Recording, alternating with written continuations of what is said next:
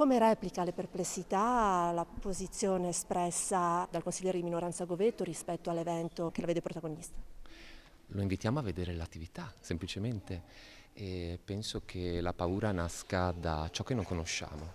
Quindi, per risolvere il problema, si può superare la paura. Lui ha espresso il timore che siano magari condivisi con i bambini aspetti della teoria gender.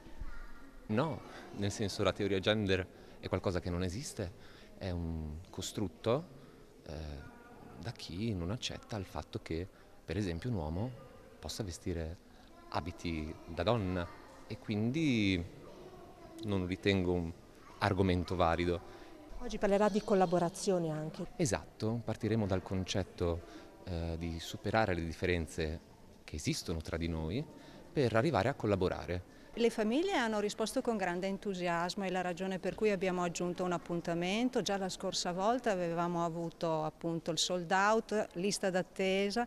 Il tema che trattiamo è decisamente contemporaneo, quello della diversità. La diversità biologica nel mondo animale è un fatto quotidiano e quindi lo abbiamo voluto trattare attraverso una lettura che è una lettura che tutti i papà e le mamme conoscono, è la storia di Guizzino, un pesce nero che cerca di superare la sua solitudine.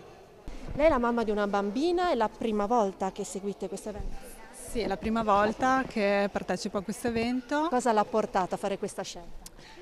Vedo che i bambini sono naturalmente inclusivi, che la diversità è naturale dalle domande che mi fa e che adesso inizia fortemente a fare. E quindi mostrargliela, mostrarle che è una cosa naturale, ecco, in questo momento ci tengo molto. È comunque un punto di vista, è importante essere aperti a tutti i punti di vista, se li si conosce, bisogna conoscerli prima di giudicarli chiaramente.